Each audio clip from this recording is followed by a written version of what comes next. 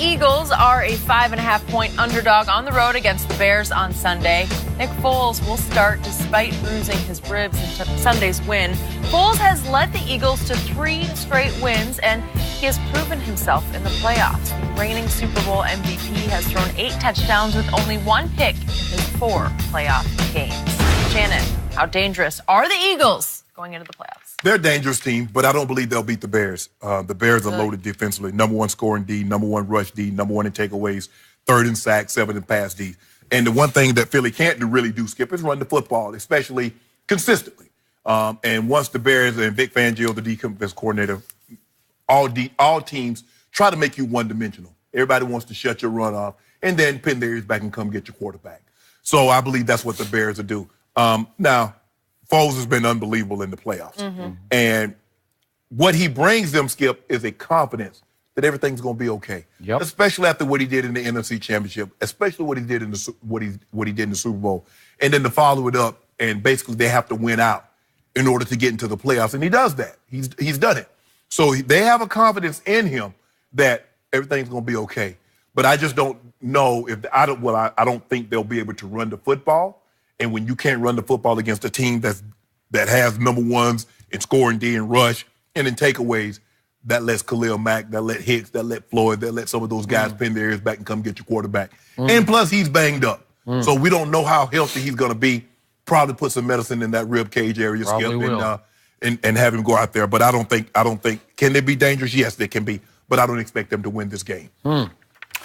So, right now, the Philadelphia Eagles have become the one team I would not want to play in the postseason because they have turned back into a Super Bowl type of a force. And that's all because of the presence of Nick Foles. I would not want to be Philadelphia management if Nick Foles goes on yet another playoff run. Well, that's another thing. Puts them into a really between the rock and the hard place position of, what do? We let him go? What do we do? Rock in a harder place. A harder place, that is for sure.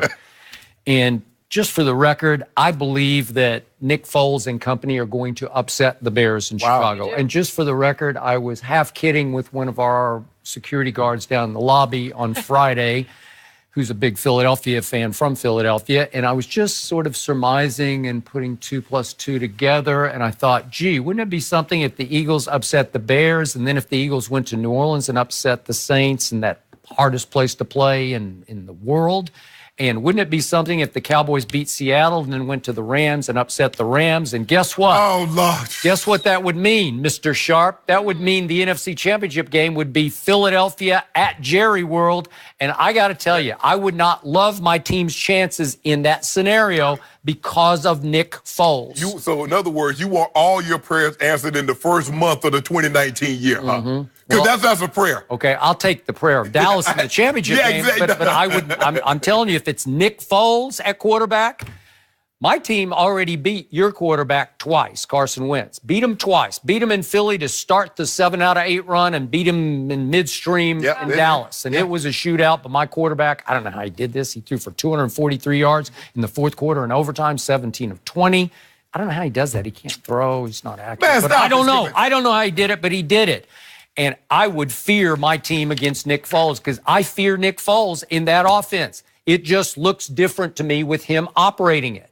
He operates with poise under fire. I do not consistently see from Carson Wentz. Obviously, Carson Wentz is extremely talented.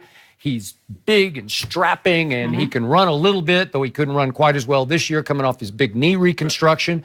But Nick Foles moves around pretty well at 6. I think he's 6'6". I believe he is because he's a former basketball player. Well, here's the thing, though, Skip, but also what they're going to have to look at is that Carson Wentz has been hurt an awful lot. Yep. He was hurt in college.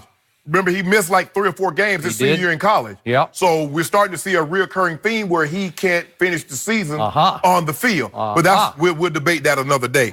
Chicago can run the ball better than people think. I think they're 11th in running. I got that. Howard and Tariq Cohen. But here's the thing. The unknown is that Trubisky, his legs are better than you think. Oh, they're great. He led the quarterbacks in the NFL in rushing. I think Lamar passed him at the end. Did he? Yeah, maybe he did. But all year he was. But you remember, Skip, how he was doing the Patriots. He looked like Michael Vick against the Patriots, running all over the field. and he almost brought them back against the Patriots, and they were on the 1 yard line from getting the game into overtime with a PAT. So but I just don't know in a situation where if you can't run the football, how you go with a team that can come get you like the Bears can. And they started, and the Bears, they're thinking like, okay, this is 85, 86 all over again, where we can come pin our ears back. And, and when they got to the Super Bowl, I think it was 06, they had a type defense with Urlacher and Briggs and Peanut Tillman that could take the ball away. They could come get you with a Goonlier and putting pressure on the quarterback, Tommy Harris. So we're going to see, Skip Bay. I don't believe the Eagles can win.